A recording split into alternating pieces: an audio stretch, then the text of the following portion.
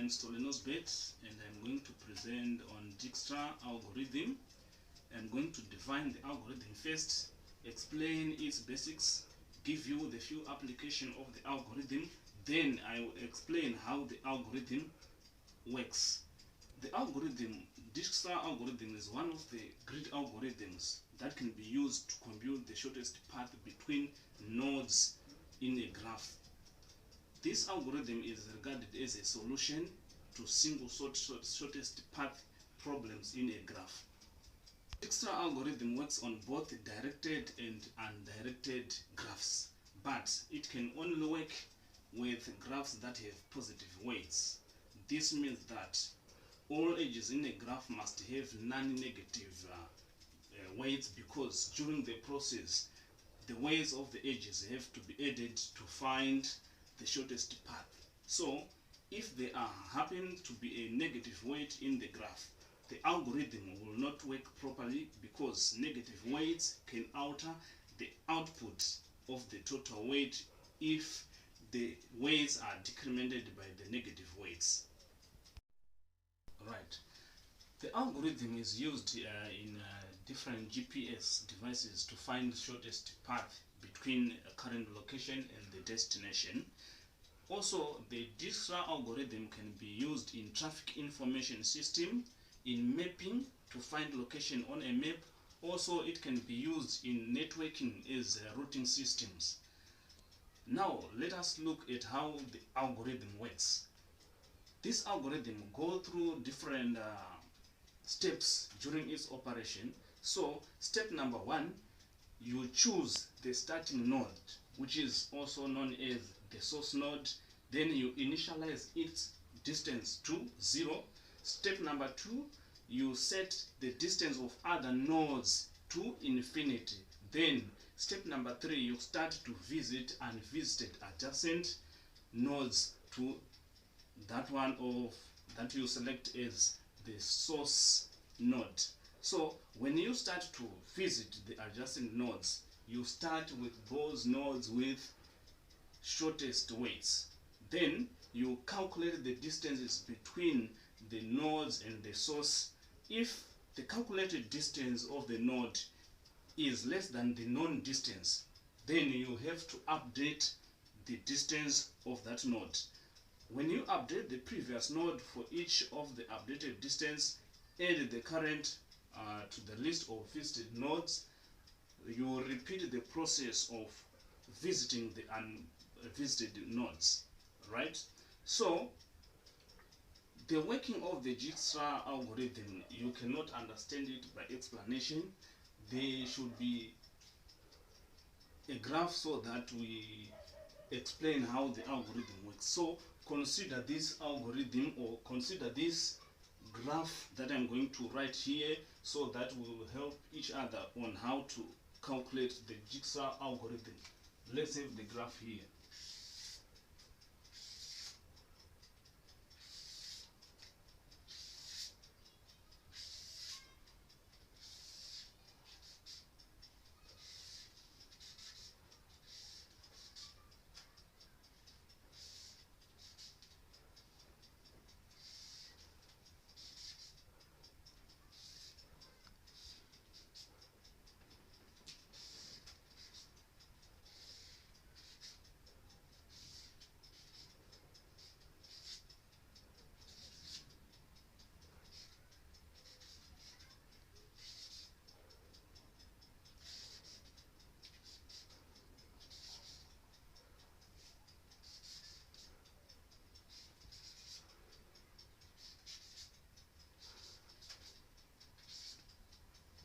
So this is the graph that we are going to use, and this graph consists of the nodes that is marked from A to E, go through A, B, C, D, and E. So this is the graph that we are going to use to explain the algorithm.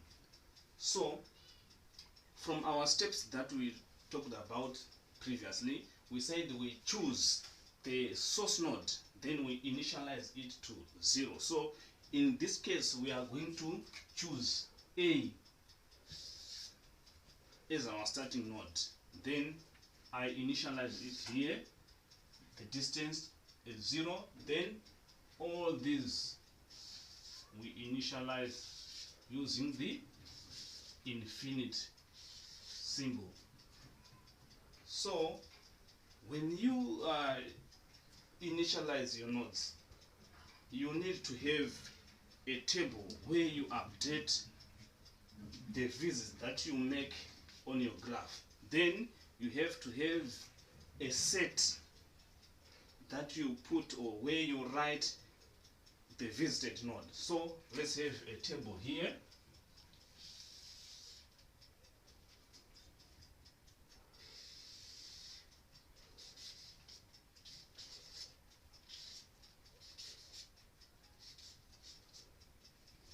Right? Let's have a set is such that it is a set of unvisited, a set of visited node. So this is the table that we are going to update when we make the movements here, and this is the set that we are going to update to every node that is visited during the process of the algorithm. So first we said you initialize the source node, that is the starting point, and all other nodes are initialized using the infinite symbol. Right. So we choose A as the starting point. So we are going to update the set of visited nodes. So we marked A as a visited node, so we are going to update our set here. We mark A is a visited node. So this algorithm is going to calculate the shortest path that can be used to visit all these nodes. So since we choose A, I'm going to look for the adjacent nodes of A. So from here we have B and C as adjacent nodes. So from A to B we have a weight of 10. From A to C we have a weight of 3. These are adjacent nodes to A. So we are going to compare the weights of the two nodes that are adjacent to the starting point.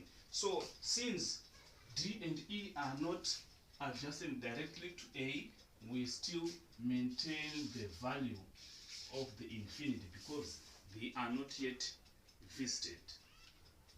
So from our adjacent nodes, it shows that C has a shortest weight, it is a smallest weight. So we choose C here is another visited node. So from A to C we are going to update here. So we're going to have 3. This is, so it means that we are going to have a route that is the shortest path. So after comparing, then you select a node between the adjacent node with the smallest weight. Then we mark it as visited. From the time that we mark this C as visited, we are going to update our set here.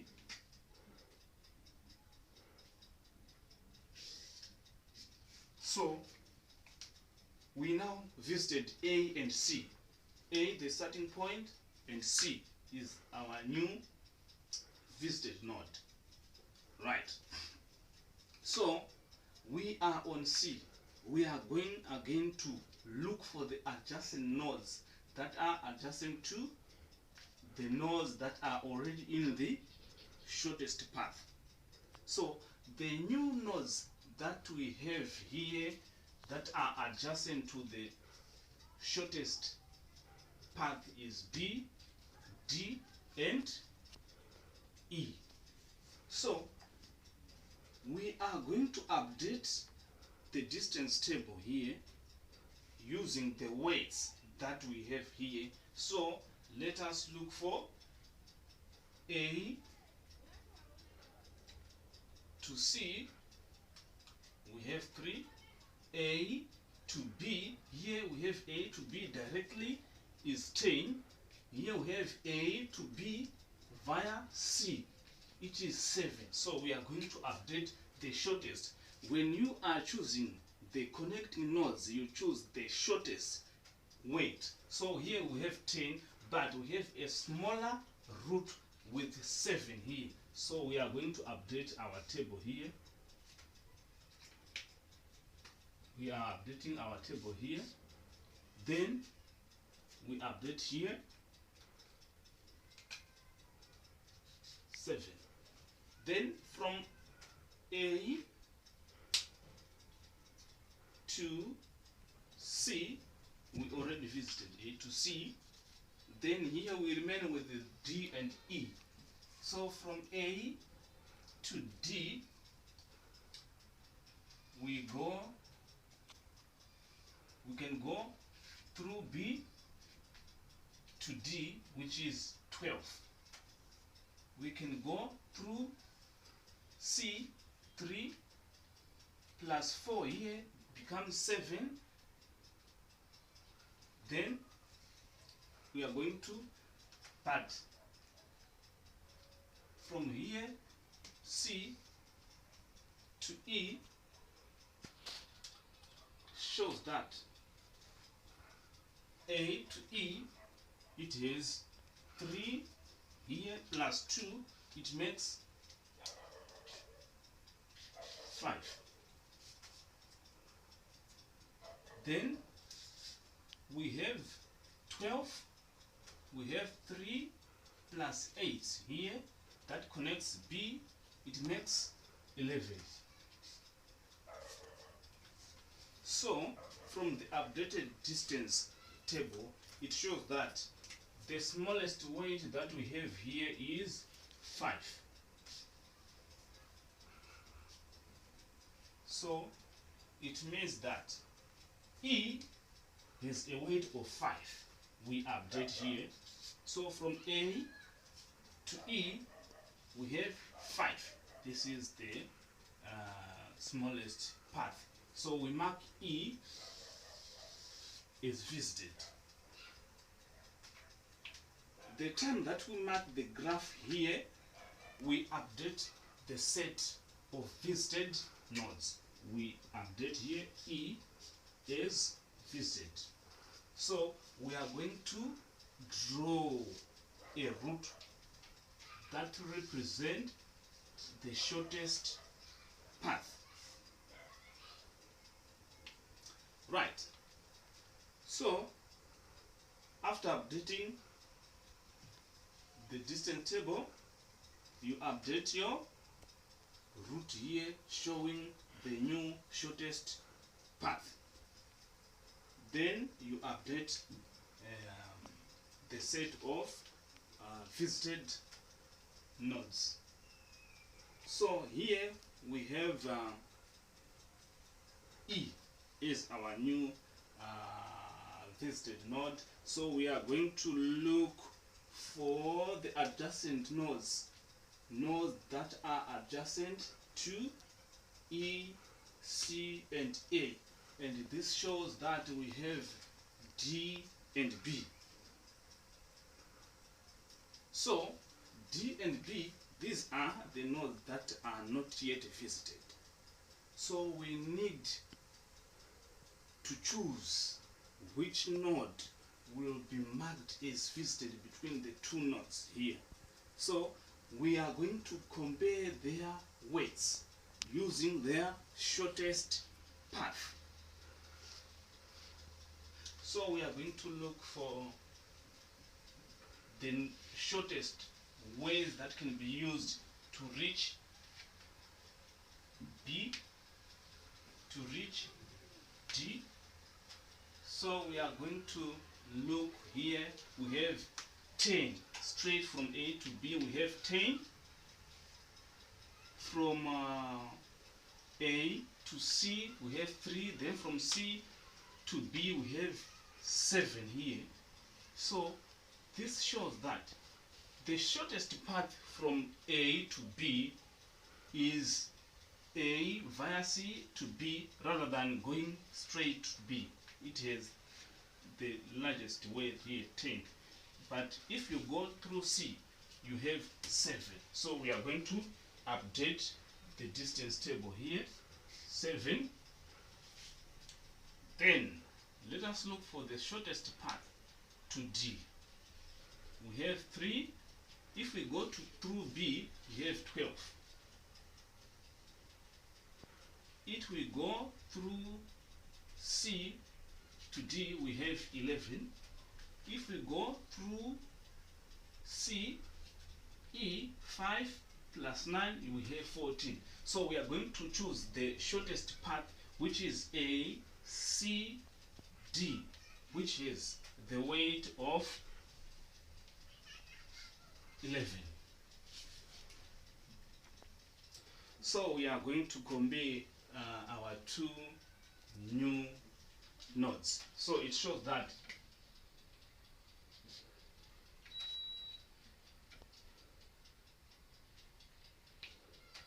B has a shortest width here, so we choose B. We mark it as visited. Then we draw the route that shows the shortest path. Right? Since we mark B as visited, we are going to update our set of visited nodes. Right. So here we only have D, which is not yet visited. And D has 3 different paths that leads to D: A via C, via B, via E. But we are going to calculate a distance with shortest route. If we calculate A, C, B, and D, let's calculate. Here we have 3 plus 4, 7, plus 2, which is 9. Here another route is A, C, and D, which is 3 plus 8 gives us 11. Right? We have another route A, C, E, and D, which gives us 14. So we are going to choose the shortest, which is A, C, B, D. That gives us a weight of 9. So the shortest path from A to D is via A, C, B, D with the weight of 9. So we are going to mark D as visited. Then we draw the route that shows the shortest path. So the moment that you choose B, or you highlight B, or you mark D as visited, then you update a set of visited node. So after updating here, we are going to update the set of visited node, and all the nodes on the graph are now visited. And finally, the graph or the algorithm is complete. So the dijkstra algorithm is said to be complete when all the nodes are visited. So here it shows that all nodes are marked as visited. So from the graph we are going to draw the shortest path. We have A here to C with the weight of 3. Then from C we go to E with a weight of 2, which makes it 5. Here it makes 3. From E we go to, we go to D with a weight of 4. Then from B we go to D with a weight of 9. Here 7. So this is the shortest path that can be used to visit all the nodes in the graph. I thank you.